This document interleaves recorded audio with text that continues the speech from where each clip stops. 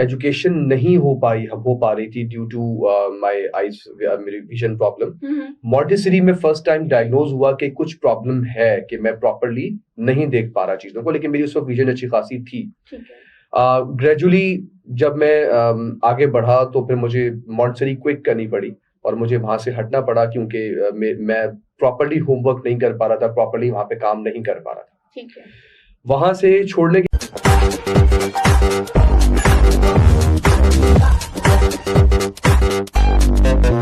अस्सलाम वालेकुम। हाजिर हूँ आपकी खिदमत में आज की एपिसोड के साथ। और आज मेरे जो मेहमान हैं वो किसी तारुफ के मोहताज नहीं है। आज के मेहमान हैं mister Salman Ilahi, CEO and founder of Binai education foundation. और सलमान साहब के साथ हमने पहले भी जो है वो काफ़ी इंटरव्यूज़ किए हुए, लेकिन ये इंटरव्यू थोड़ा सा एक्सक्लूसिव होगा जिसमें हम अपने अपकमिंग प्रोजेक्ट्स के बारे में भी बात करेंगे। और जो मेरा मेन मकसद है आज की एपिसोड को रिकॉर्ड करने का वो ये है कि स्टिल हमारी सोसाइटी में लोगों को विजुअली इम्पेयर्ड पर्सनस के बारे में बहुत ज़्यादा अवेयरनेस नहीं है। इवन कि वो लोग बहुत ज़्यादा अमेज होते हैं कि अच्छा विजुअली इम्पेयर्ड कम्युनिटी जो है वो ये भी कर सकती है, क्या वाकई वो इस तरह से आगे शाना बशाना हम लोगों के साथ चल सकते हैं? तो बिल्कुल चल सकते हैं। और वो लोग क्या क्या मिरेकल कर रहे हैं इस फील्ड में, ये हम बात करेंगे मिस्टर सलमान इलाही से। अस्सलाम वालेकुम सलमान साहब। वालेकुम अस्सलाम। कैसे हैं आप? अल्लाह का शुक्र, अल्लाह का शुक्र। First of all thank you so much कि आपने आज हमें टाइम दिया और आप हमारे साथ आए। अच्छा, मैं चाहूँगी कि हमारी जो ऑडियंस है उसको आप खुद अपने बारे में थोड़ा सा एक इंट्रोडक्शन दें तो वो ज़्यादा अच्छा हो जाएगा। So over to thank you you. Very much. बिल्कुल, मेरा नाम सलमान इलाही है। मैं डबल मास्टर्स कर चुका हूँ सोशियोलॉजी में और इंटरनेशनल रिलेशन में। इसके अलावा मैंने BH कंप्लीट किया है फ्रॉम इंडस यूनिवर्सिटी, और इसके अलावा एंटरप्रेन्योर डिप्लोमा मैंने कंप्लीट किया है फ्रॉम IBA यूनिवर्सिटी। इसके अलावा पाकिस्तान की ब्लाइंड क्रिकेट टीम में खेलता रहा हूँ, विनर हूँ वर्ल्ड कप में। उसके अलावा मैं फाउंडर हूँ पाकिस्तान ब्लाइंड स्पोर्ट्स फेडरेशन का, और इसमें हम डिफरेंट स्पोर्ट्स को इंट्रोड्यूस करवा रहे हैं, जिसमें football, judo, archery, athletics, swimming, chess वगैरह इसमें शामिल है तमाम चीज़ें। इसके अलावा मैं इस वक्त फाउंडर हूँ, CEO हूँ बिनाई एजुकेशन फाउंडेशन का, जहाँ पे हम स्पेशली स्किल्स पे, वोकेशनल ट्रेनिंग पे और स्पोर्ट्स पे, अवेयरनेस पे, ब्रेल बुक्स पे, इस पे हम इस वक्त काम कर रहे हैं। माशाल्लाह, बहुत ब्रीफ इंट्रोडक्शन आपका रहा सलमान साहब। अच्छा, मुझे ये बताएं कि जिस तरह से आपकी स्टोरी ऑफ कोर्स मुझे तो पता है और वो इंस्पिरेशन है मेरे लिए भी, तो मैं चाहूँगी कि हमारी आप जो व्यूअर्स हैं उनको ये भी बताएं कि किस तरह से आपने एक ये जो है वो अपना स्ट्रगल स्टार्ट करी कि शुरू में आपके पास जो था वो विजन था और उसके बाद आप थोड़ा सा जो है वो साइड पे और now you are totally visually impaired, लेकिन उसके बावजूद माशाल्लाह you having a very good qualities, इतनी अच्छी माशाल्लाह लीडरशिप आपके पास है, पावर है, कम्युनिकेशन स्किल्स बहुत अच्छे हैं। और सलमान साहब जो है वो मोटिवेशनल स्पीकर भी हैं, ये आप बताना भूल गए थे। तो ये बताएं सलमान साहब कि वो सफ़र जिसमें एक चीज़ हमारे पास होती है और फिर वो सफ़र कि उसमें वो चीज़ हमसे मतलब चली जाती है, वो किस तरह से रहा और फिर आप इतने मोटिवेट हुए कि आपने कहा कि नहीं मैंने कुछ करना है, वो थोड़ी सी अगर जर्नी आप शेयर करें तो। देखिए, मेरी फैमिली बहुत ज़्यादा हाईली एजुकेटेड है और मेरी फैमिली फाइनेंशियली भी बहुत स्ट्रांग है, बल्कि मेरी तमाम खालाएं, मेरी फुप्पोएं, ये तब जो फैमिली मेंबर्स हैं ये अच्छी एक वेल ऑफ फैमिली से तमाम कनेक्टेड थे। जब मेरी एजुकेशन नहीं हो पा रही थी ड्यू टू माय आईज, मेरी विजन प्रॉब्लम, मॉन्टेसरी में फर्स्ट टाइम डायग्नोज हुआ कि कुछ प्रॉब्लम है कि मैं प्रॉपरली नहीं देख पा रहा चीज़ों को, लेकिन मेरी उस वक्त विजन अच्छी खासी थी। ग्रेजुअली जब मैं आगे बढ़ा तो फिर मुझे मॉन्टेसरी क्विट करनी पड़ी और मुझे वहां से हटना पड़ा, क्योंकि मैं प्रॉपरली होमवर्क नहीं कर पा रहा था, प्रॉपरली वहां पे काम नहीं कर पा रहा था। ठीक है। वहां से छोड़ने के बाद मैं मदरसे गया और वहां पे मैंने हिफ्ज किया, हाफिज बना, मेरा पूरा कुरान कंप्लीट हुआ। उसके बाद यकीनन मेरी फैमिली ने एजुकेशन के बारे में दोबारा सोचा, तो उस वक्त कुछ समझ नहीं आ रहा था कि एजुकेशन कैसे हो। उस वक्त फर्स्ट टाइम एज एक ब्लाइंड स्कूल मुझे पता लगा, जो कि नुमाइश चौरंगी पे है कराची में। वहां पे मेरा एडमिशन हुआ और वहां पे मैंने अपनी एजुकेशन जर्नी का आगाज किया। लेकिन मुझे उस दौरान अंदाजा हुआ कि मेरी फैमिली ने हर तरह से मुझे सपोर्ट करनी चाहिए, लेकिन पाकिस्तान में हमारे पास फैसिलिटीज ही नहीं है। हमारे पास ब्रेल बुक्स अवेलेबल नहीं है जिसके जरिए हम लोग उंगलियों से टच करके एम्बोस्ड डॉट्स के थ्रू वो बुक्स पढ़ते हैं। वो बुक्स पाकिस्तान में अवेलेबल ही नहीं है। फिर जिस चीज में लिखा जाता है, राइटिंग स्लेट्स वगैरह, वो भी पाकिस्तान में अवेलेबल नहीं है। मैथ स्लेट्स पाकिस्तान में अवेलेबल नहीं है। तो मैंने सोचा कि भाई मैं एजुकेशन कैसे हासिल करूं। वहां पे बहुत सारे ऐसे बच्चे थे जो कि यकीनन चीजों को अफोर्ड भी नहीं कर सकते थे, और बहुत सारे ऐसे बच्चे थे कि जिनको बस वो अपनी लाइफ गुजार रहे थे। मेरी फैमिली चाहती थी, क्योंकि मेरी फैमिली थोड़ी सी हाईली एजुकेटेड थी और एक वेल ऑफ फैमिली थी, तो मेरी फैमिली चाहती थी कि हम सलमान को हर तरह से एजुकेट कर पाए। लेकिन मेरी फैमिली फेल हो गई क्योंकि वहां पे फैसिलिटीज नहीं थी। मतलब उस स्कूल में वो सारी रिसोर्सेज नहीं थी जो एक स्कूल में भी नहीं थी, पूरे कराची में भी नहीं है, पाकिस्तान में भी नहीं। और स्टिल अभी तक ऐसा है? स्टिल अभी तक ऐसा ही है, ठीक है, डेफिनेटली ऐसा ही है। अब तक जो बहुत मामूली चीजें वो भी अवेलेबल नहीं है पाकिस्तान में। सही। तो अनफॉर्चुनेटली उस वक्त फिर ये हुआ कि मेरी फैमिली, मेरी बहन, मेरी सिस्टर ने और मेरी मदर ने ये काम किया कि वो पूरी बुक्स मुझे बार बार रीड करके याद करवाते थे। अच्छा। इस तरह मैंने अपनी एजुकेशन को कंटिन्यू किया। इसी तरह मैंने मैट्रिक कंप्लीट किया, इसी तरह मैंने इंटर कंप्लीट किया, मैंने graduation, masters, second masters, BEd complete किया, फिर मैंने आईबीएस से मैंने डिप्लोमा कंप्लीट किया। ये तमाम का तमाम काम मेरी सिस्टर और मेरी वाइफ, इन दोनों ने मिलकर और मेरी मदर ने मिलकर, ये तीनों ने मिलकर ये सारा काम, ये सारी एजुकेशन मेरी कंप्लीट करवाई। माशाल्लाह। तो यहाँ पे मैं जरूर एक बात ऐड करना चाहूंगी, जो कहते हैं ना कि हर कामयाब मर्द के पीछे एक औरत का हाथ है, तो माशाल्लाह यहाँ पे तीन खवातीन जबरदस्त। मुझे याद है कि मेरी मदर जो है वो जब कहीं से कॉपी कर करके बुक्स को लाती थी, और तो उसमें वो पहले पूरी रात बैठ के उसको पढ़ती थी कि मुझे वो रीड करके सुना सके। उसके बाद फिर मुझे वो रीड करके सुनाती थी। तो मैंने बड़ी मुश्किलों से एजुकेशन हासिल करी। उसी दौरान अल्लाह की करम से पाकिस्तान टीम में खेलने का मुझे मौका मिला, और पाकिस्तान की टीम में जब मैं गया इंटरनेशनली वर्ल्ड कप खेलने के लिए, तो वहां मुझे डिफरेंट कंट्रीज के जो हमारे विजुअली इम्पेयर्ड पर्सन्स हैं उनसे मेरा कनेक्शन हुआ, उनसे बातचीत हुई। तो फर्स्ट टाइम मुझे अंदाजा हुआ कि दुनिया में तो बहुत कुछ है, बिल्कुल पाकिस्तान में नहीं। मैं तो समझता था कि शायद हम विजुअली इम्पेयर्ड पर्सन्स को ऐसी ही लाइफ गुजारनी है और हमारी बस यही लाइफ है। उस वक्त मुझे अंदाजा हुआ जब मुझे इंग्लैंड के लोग मिले, ऑस्ट्रेलिया के लोग मिले, तो पता लगा दुनिया तो कहीं और है। और वहां तो blind person, visually impaired, disable person, ये वर्ड अब है ही नहीं। Exactly. वहां पे तो एक आम इंसान की तरह हर इंसान लाइफ गुजार रहा है। अगर एक इंसान देखकर कॉपी पढ़ रहा है और बुक पढ़ रहा है और उसकी एजुकेशन हासिल कर रहा है, तो विजुअली इम्पेयर्ड पर्सन अपनी ब्रेल बुक से पढ़ रहा है। Exactly. आपके पास जो लैपटॉप्स हैं उनके पास ब्रेल लैपटॉप्स हैं, ठीक है। आपके पास मोबाइल फोन्स हैं, उनके पास talking and Braille mobile phones हैं। Exactly. तो वो लोग तो इतना आगे जा चुके हैं कि वहां पर कोई फर्क रहा ही नहीं है। तो उस वक्त मुझे फर्स्ट टाइम पता लगा कि अगर हम ये फैसिलिटीज हम अपने ब्लाइंड पर्सन्स को दें, अपनी कम्युनिटी को दें, तो मेरा ख्याल है कि इनकी भी लाइफ चेंज हो जाएगी। बिल्कुल। ये वो वक्त है कि जिस पे मैंने काम करने का आगाज किया। इसमें सबसे पहली चीज ये थी कि इन ब्लाइंड पर्सन को, हमारी कम्युनिटी को बाहर निकालना जरूरी था। उनकी गैदरिंग, उनकी सोशल एक्टिविटीज जरूरी थी, ताकि ये लोग आपस में मिलेंगे तो ही कुछ सोचेंगे। घरों में बंद होकर मायूसी की लाइफ गुजार के उन फैमिलीज या उस सोसाइटी में रहते हुए जो ऑलरेडी आपको डिस्टर्ब कर रहे हैं, आपको डिस्ट्रैक्ट कर रहे हैं, आपको मायूस कर रहे हैं, उस सोसाइटी में रह के ये लोग कुछ नहीं कर सकते। आगे नहीं। और आपको भी एक्सपोजर मिला, तो फिर ये थॉट आपको आई कि आप आगे भी ये चीज को कर सकते हैं। तो आपने कब इस चीज को मतलब इनिशिएट करके और इम्प्लीमेंट किया कि कुछ करना है ब्लाइंड कम्युनिटी के लिए? देखिए, असल में मैं आपको बताऊं कि सबसे पहली चीज के ड्यूरिंग एजुकेशन ही मुझे अंदाजा हो गया था कि बहुत कुछ करने की जरूरत है। और मेरी फैमिली, मेरे खानदान, ये सब भी चाहते थे कि मैं कुछ करूं। लेकिन उस वक्त तक मेरी एजुकेशन कंप्लीट नहीं थी और मेरे पास अभी कंप्लीट विजन एक कंप्लीट नहीं हुआ था। उस दौरान 2-3 ऐसे वाकयात हुए जिनकी बेस पर मैंने सोचा कि अब कुछ करने का वक्त आ गया है। एक सबसे पहली चीज, मैं हमेशा एक बात बताता हूँ कि मेरा कजिन था और उस कजन ने फेसबुक पे लिखा कि अगर खुदकुशी हराम ना होती तो मैं खुदकुशी कर जाता। 10 साल से वो बंदा घर से बाहर नहीं निकला था, क्योंकि वो व्हीलचेयर यूजर था, और व्हीलचेयर यूजर होने की बेस पर ना वो किसी पार्क्स में, ना रेस्टोरेंट्स में, यहाँ तक कि अपने रिश्तेदारों में, कजन्स में भी वो जा नहीं सकता था, क्योंकि रैम्स हमारी अवेलेबल नहीं होती, स्टेयर्स होती है। यहाँ तक कि जो हम लोग ईद की नमाज पढ़ने जाया करते थे वहां भी वो नहीं आ सकता, क्योंकि हमारी मसाजिद भी एक्सेसिबल नहीं है। तो ये वो पहला वाकया हुआ। दूसरा वाकया बहुत इंपॉर्टेंट ये हुआ था जब मैं कराची यूनिवर्सिटी का फाइनल एग्जाम दे रहा था अपने मास्टर्स का। तो उस वक्त मैंने एक बच्चे को कहा था, एक लड़के को मैंने कहा कि यार अगर आप मुझे अपने नोट्स दे दो तो मैं कॉपी करके ले जाऊं, उससे मैं तैयारी कर लूंगा। उसने कहा समाज साहब मैं बस 2 मिनट में आता हूँ। अच्छा। वो 2 मिनट आज तक कंप्लीट नहीं हुआ, वो नहीं आया। तो वो वक्त था जब मैंने सोचा कि हमारे ब्लाइंड पर्सन्स के पास ब्रेल बुक्स अवेलेबल होनी चाहिए कि उसको किसी की जरूरत ही ना पड़े कि 2 मिनट वेट करना पड़े। सही है। तो एक तो ये चीज, ये 2 वाकयात थे जिन्होंने मुझे सोचने पर मजबूर किया।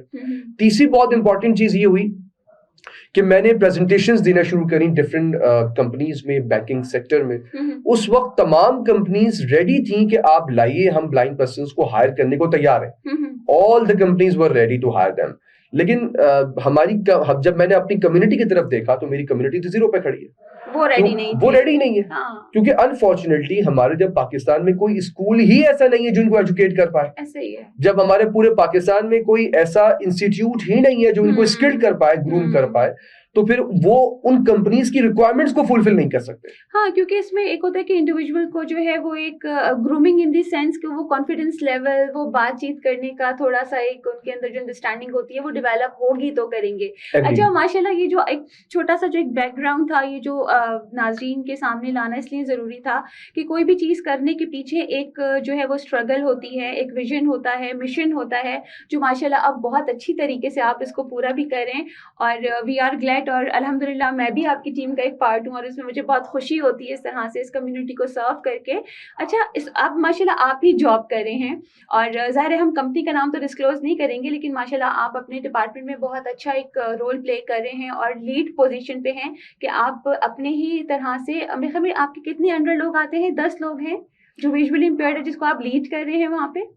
बिल्कुल, देखिए इसमें हमारे पास तकरीबन 12 सुपरवाइजर्स हैं हमारे कॉल सेंटर में, और उस 12 सुपरवाइजर में से एक सुपरवाइजर मैं as a visually impaired person हूँ। अच्छा, जरूरी नहीं है कि मेरी टीम में सिर्फ विजुअली इम्पेयर्ड ही हो, कोई भी हो सकता है, शफल होती रहती है टीम्स, और उसमें विजुअली इम्पेयर्ड भी होते हैं और हमारे जो साइटेड पर्सन जिसको हम नॉर्मल पर्सन कहते हैं वो भी उसमें शामिल होते हैं। अच्छा, सही में दोनों होते हैं। हाँ, इस वक्त मेरी टीम के अंदर तकरीबन 10 विजुअली इम्पेयर्ड पर्सन्स हैं। अच्छा, माशाल्लाह। अच्छा, तो उनका कॉन्फिडेंस लेवल आपको देख के बूस्ट अप होता होगा, एक उनको एक वो कहते हैं ना कि कंफर्ट जोन भी उनको फील होता होगा कि वाओ, मतलब समवन इज विद अस और जो हमें मोटिवेट कर रहे हैं या लेके चल रहे हैं।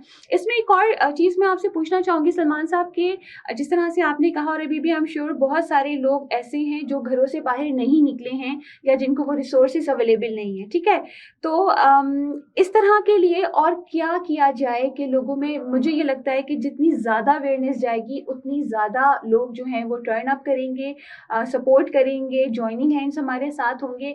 तो आपको लगता है कि कौन सी चीज़ पे अवेयरनेस ज़्यादा स्प्रेड आउट की जाए? देखिए, अवेयरनेस से ज़्यादा इस वक्त ज़रूरी है कि आपके पास सेंटर्स हो, इंस्टीट्यूट्स हो। उसका बड़ा रीजन क्या है? उसका बड़ा रीजन ये है कि अगर हमारे कराची में एक स्कूल है, इडारियो स्कूल, तो वहां पे एडमिशंस फुल हो चुके हैं और उनके पास लिस्ट इंतहाई लंबी है। सही है। अब अगर मिसाल के तौर पे आप अवेयरनेस क्रिएट कर भी देंगे तो जो बच्चे हैं वो तो एजुकेट हो ही नहीं सकते। एग्जैक्टली इसी तरीके से अगर हम अपनी बात करते हैं तो हमारे पास अगर वोकेशनल ट्रेनिंग हो रही है, स्किल डेवलपमेंट हो रही है, तो यकीनन आइए आप हैंड ज्वाइन कीजिए। जो बच्चे ऑलरेडी लिस्ट में है पहले हम उनको एजुकेट कर पाए, स्किल्ड कर पाए। बिल्कुल। अच्छा, उसके बाद यकीनन ये जरूरी है कि हमारे टीवी चैनल्स, हमारे रेडियो चैनल्स पे बाकायदा ये अवेयरनेस क्रिएट हो, और अवेयरनेस क्रिएट दो तरह से हो। एक तो वो बच्चे जिनको कुछ पता ही नहीं है, जो वो पेरेंट्स जिनको बिल्कुल भी इस हवाले से नॉलेज नहीं है, इल्म नहीं है, उनको हम लोग नॉलेज दे सके। दूसरी चीज कि इन बच्चों की एक्टिविटीज दिखाई जाए। मिसाल के तौर पे एक ब्लाइंड बच्चा कंप्यूटर कैसे चलाता है ये दिखाया जाए, एक ब्लाइंड बच्ची किस तरह कुकिंग कर सकती है ये दिखाई जाए, इवन स्टिचिंग करना शुरू कर दिया। एग्जैक्टली ऐसा ही है। स्टिचिंग कैसे करती है, ब्रेल कुरान कैसे पढ़ती है, ये तमाम घर के काम कैसे कर सकती है एक लड़की एक लड़का, ये तमाम चीजें आप लोग दिखाएं। उससे फायदे क्या होंगे कि सोसाइटी का वो कॉन्सेप्ट भी चेंज होगा कि जी ये ब्लाइंड है तो ये कुछ नहीं कर सकता या लिमिटेड कर सकता है। जब ये सोसाइटी की सोच चेंज होगी तो ये आहिस्ता आहिस्ता उन बच्चों के पेरेंट्स तक भी पहुंचेगी, उन बच्चों तक भी पहुंचेगी, सबकी सोच चेंज होगी।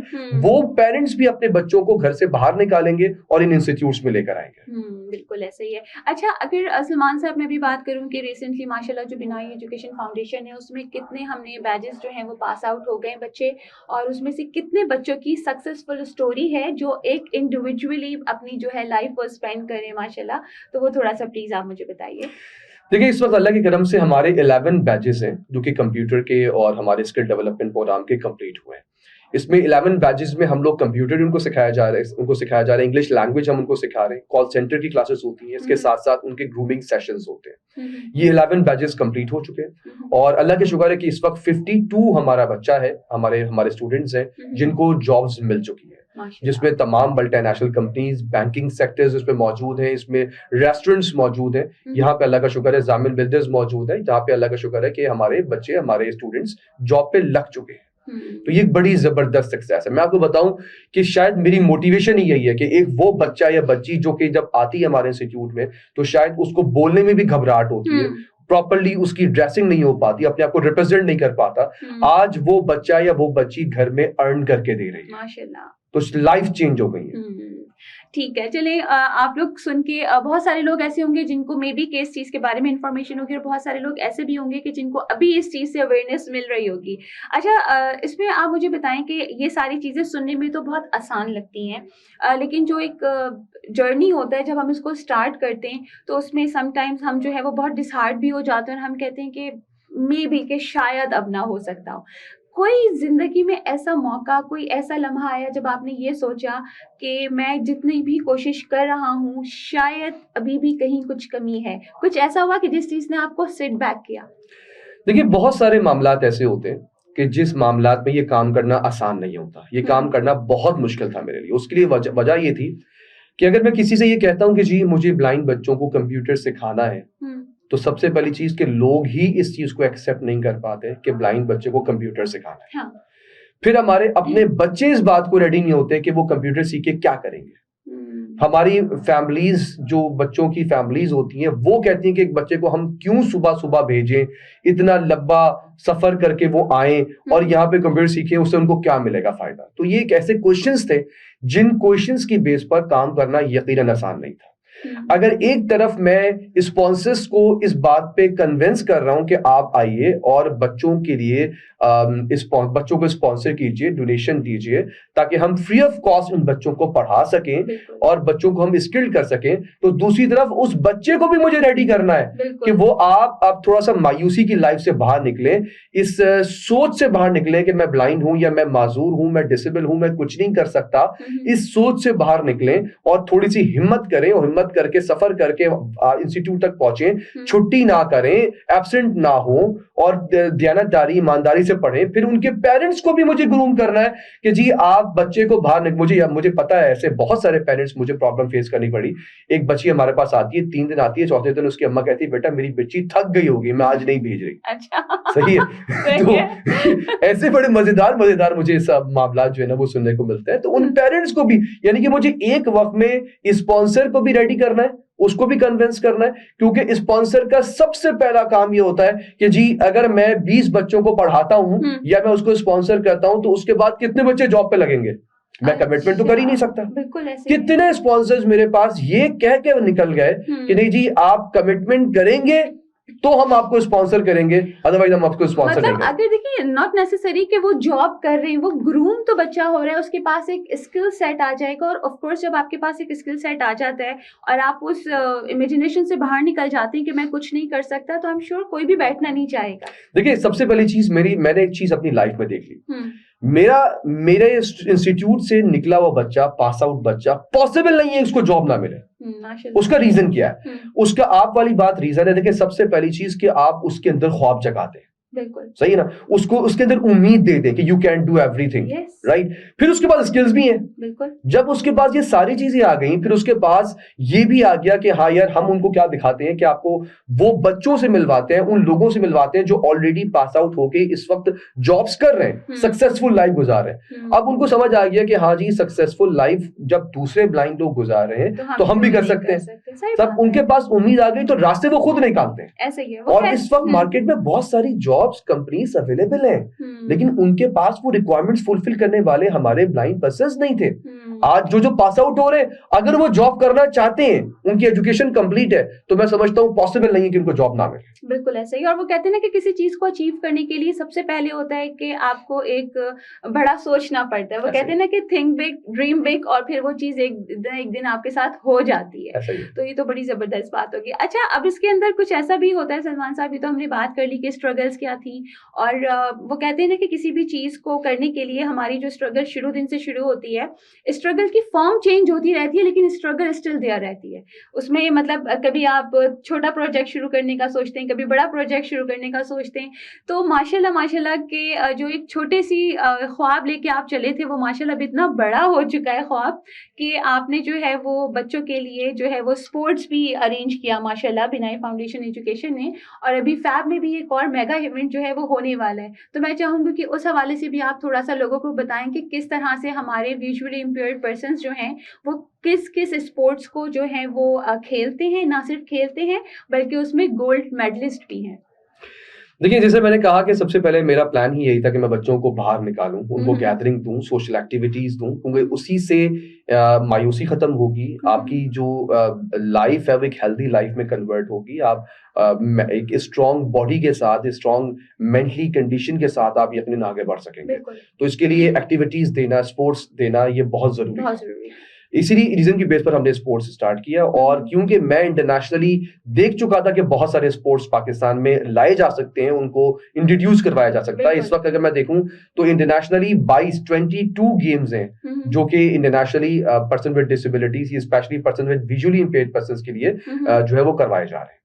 तो उसमें से हमने एक एक करके पाकिस्तान में गेम्स को इंट्रोड्यूस करवाना शुरू किया। इसमें फुटबॉल है, जूडो है, आर्चरी है, एथलेटिक्स है, स्विमिंग है, चेस है।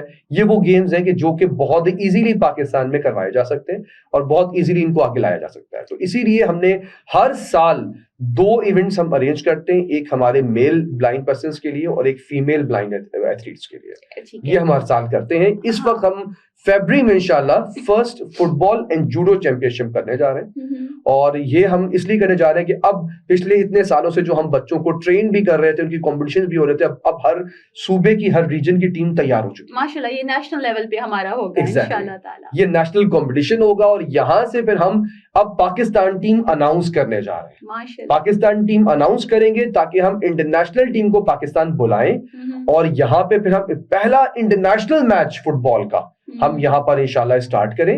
और इसके साथ साथ वर्ल्ड गेम्स आ रहे हैं अगस्त में, हम Pakistan as a Pakistan team वहां पे पार्टिसिपेट कर सकें इंशाल्लाह इंशाल्लाह। ज़बरदस्त। अच्छा, यहाँ पे एक और बहुत इंपॉर्टेंट चीज़ है जो कि लोगों को इतनी ज़्यादा नहीं पता कि विजुअली इम्पेयर्ड में कैटेगरीज होती हैं।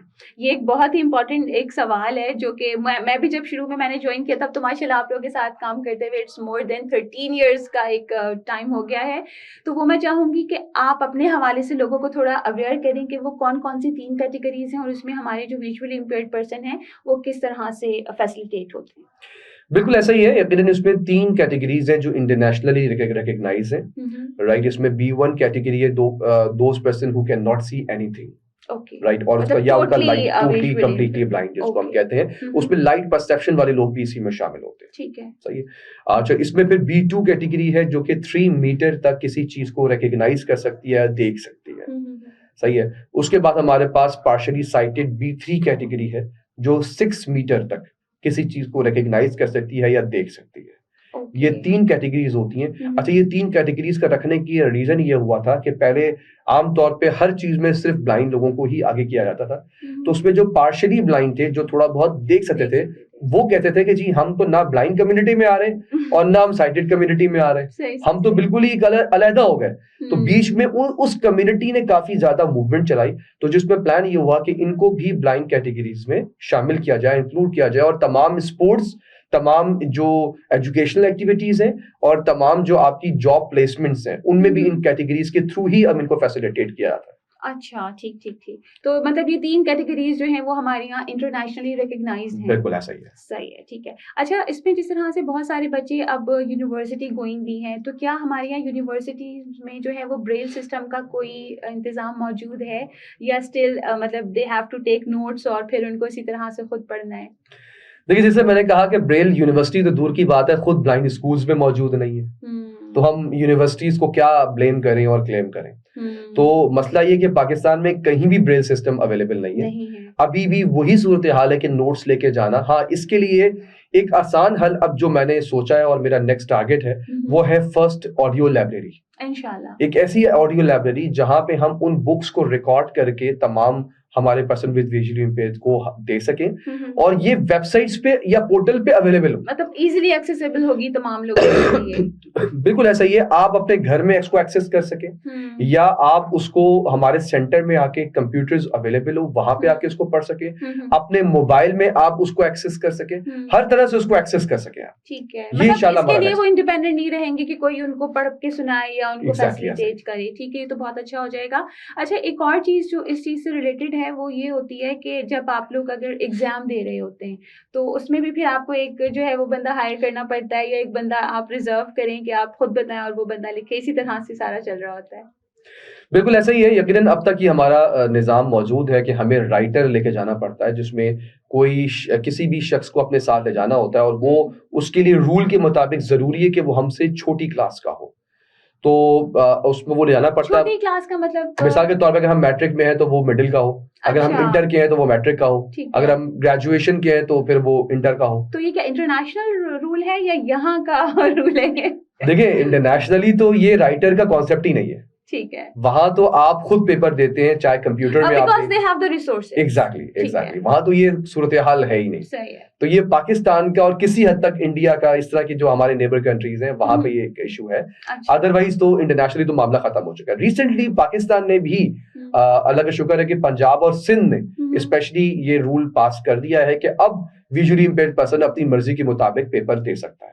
अगर वो ब्रेल में देना चाहे तो ब्रेल में दे सकता है, अगर वो कंप्यूटर में देना चाहे तो कंप्यूटर में दे सकता है। लेकिन इस पास आउट होने से अभी तक मसला ये है कि ब्लाइंड हमारी जो कम्युनिटी है उसको कंप्यूटर नहीं आता। तो जब कंप्यूटर आता ही नहीं है तो वो कंप्यूटर में पेपर दें कैसे? सही। तो ब्रेल भी हमारे यहाँ कोई बहुत ज्यादा परफेक्ट नहीं है हमारे बच्चों की, तो जिसकी बेस पर वो ब्रेल में भी नहीं दे सकते। तो मैंने अभी रिसेंटली एक डॉक्यूमेंट शेयर किया था सिंध गवर्नमेंट से, जिसपे काफी हद तक इम्प्लीमेंटेशन हो रही है बहुत तेजी से। उसमें मैंने कहा कि आप जिसको कंप्यूटर में देना है अच्छी बात है, वो कंप्यूटर में दे, और जो यकीनन ब्रेल में देना चाहता है वो ब्रेल में दे। लेकिन इसके साथ साथ एक और बड़ा जबरदस्त एक पॉइंट है जो मैंने इंटरनेशनली अडॉप्ट किया कि आप ऑडियो रिकॉर्डर्स इनको प्रोवाइड करें। पेपर नहीं, हाँ, पूरा पेपर है वो ऑडियो में रिकॉर्ड करके, उस ऑडियो रिकॉर्डर में रिकॉर्ड करके वर्बली ओरली वो अपना पेपर दें। ओके। ये इंटरनेशनली उन बच्चों के लिए है जो बच्चे लेट ब्लाइंड होते हैं। अभी उनको कंप्यूटर जॉस के थ्रू या जो स्क्रीन रीडर सॉफ्टवेयर जिनके थ्रू नहीं आता, ब्रेल उनको नहीं आती, तो वो ऑडियो रिकॉर्डर्स में अपना पेपर रिकॉर्ड करते हैं, और जो इन्वेजिलेटर होता है वो ऑडियो रिकॉर्डिंग में वो तमाम पेपर सुन के उसके मार्क्स जो है वो इवैल्यूएट करके उसको प्रोवाइड करता है। अच्छा, ठीक है। तो ये मैंने दिया जिसपे काफी हद तक इम्प्लीमेंटेशन शुरू हो गई है। ये होता है तो फिर मेरा ख्याल है कि राइटर का कॉन्सेप्ट कराची से, पाकिस्तान से खत्म हो जाएगा। फिर तो ऑडियो में कोई इतना ज्यादा प्रॉब्लम नहीं होगा, बस वो जो फैसिलिटेटर होंगे उनको सुनना पड़ेगा और नंबर उसी हिसाब से करने। लेकिन राइटर का मसला ये होता है कि राइटर आपकी छोटी क्लास का होता है, तो आप जब उसको लिखवा रहे होते हैं स्पीच में, तो वो स्पीच पे लिखने के काबिल नहीं होता। दूसरा प्रॉब्लम क्या होता है कि उसको वो स्पेलिंग्स नहीं आती जो आप लिखना चाह रहे होते हैं। तो अब हम स्पेलिंग्स अलग अलग बताते रहे और उसके बाद पेपर लिखवाते ना, तो फिर तो पेपर का 3 के बजाय 6 घंटे चाहिए होंगे पेपर देने के लिए। बट आई एम श्योर कि थोड़ा सा तो मार्जिन मिलता होगा टाइम का मार्जिन का rule matric board, inter board में है जरूर, लेकिन वो पेपर वर्क में, और उसको जो है ना इम्प्लीमेंट कराने के लिए इन्वेजिलेटर्स या वहां का जो स्कूल का अमला है वो आपको नहीं परमिशन देता। जब तक कि आप उसे लड़ाई ना करें, बहस ना करें, आर्ग्यूमेंट्स ना करें, उनको धमकियां ना दें, जब तक जो है ना वो मामला सॉल्व नहीं हो। अच्छा, चले मतलब इसका मतलब माशाल्लाह आपने मास्टर्स लेवल तक इसी तरह से जो है किया, राइटर आपके साथ जाते रहे और आपने अपना जो है वो एक जर्नी कंप्लीट किया माशाल्लाह। बहुत बहुत शुक्रिया सलमान साहब, आपसे इतनी इंफॉर्मेटिव बातचीत रही, और ऑफ कोर्स मुझे तो ये सारा क्राइटेरिया पता था, लेकिन मैं चाहती थी कि हमारे वो नाजरीन, वो सुनने वाले जिनको अभी तक इस चीज़ के बारे में बहुत ज़्यादा अवेयरनेस नहीं है, तो उनको इस चीज़ के बारे में पता लगे। और वही कहते हैं ना कि जब हम अवेयरनेस को स्प्रेड आउट करते हैं तो बहुत सारे लोग जो हैं वो हमारे साथ उठ खड़े होते हैं और वो ज़रूर इस कम्युनिटी के लिए कुछ करना चाहते हैं। So you are most welcome. जो भी इस प्रोग्राम को देख रहा है, आप अगर हमारे इदारे को विजिट भी इवन करना चाहेंगे तो हम बिल्कुल आपको जो है वो विजिट करवाएंगे, आपको दिखाएंगे कि किस तरह से विजुअली इम्पेयर्ड स्टूडेंट्स जो हैं वो कंप्यूटर यूज़ कर रहे हैं, कुकिंग कर रहे हैं, स्टिचिंग कर रहे हैं, माशाल्लाह ब्रेल के ज़रिए से कुरान पाक की तालीम पूरी कर रहे हैं और बहुत ज़्यादा मोटिवेटेड हैं। लेकिन अभी ये सिर्फ एक मखसूस चंक है। अभी हमारा एम ऐसे बहुत सारे बच्चों को, बल्कि ऐसे तमाम बच्चों को जो हम तक एक्सेसिबल हो सकते हैं, उनको फैसिलिटेट करना चाहेंगे। उसके लिए हमें आपका भी ताउन चाहिए होगा, आपका भी साथ चाहिए होगा, और हमारी अपनी खिदमत तो वहाँ पे हैं ही। अच्छा सलमान साहब, लास्ट में हम बस अपना प्रोग्राम वाइंड अप करते हैं। कोई एक मैसेज जो आप कम्युनिटी को देना चाहें? बिल्कुल, मैं सबसे पहले ये चीज़ कहना चाहूँगा कि आप पर्सनल डिसेबिलिटीज़ को अपनी गैदरिंग्स में, एक्टिविटीज़ में इंक्लूड करें। जब इंक्लूड करेंगे तो आपके अंदर भी अवेयरनेस आएगी और ये बच्चे भी अपनी इस सोसाइटी का पार्ट महसूस करेंगे। इसके साथ साथ यकीनन आप ऐसे इदारों को या तो बनाना शुरू करें और अगर आप बना नहीं सकते तो आइए हमारे साथ हैंड ज्वाइन कीजिए और आप मिलकर इन बच्चों को, हम मजीद बच्चों को ला सकें, उनको एजुकेट कर सकें, स्किल्ड कर सकें। यकीन कीजिएगा बहुत खुशी होगी।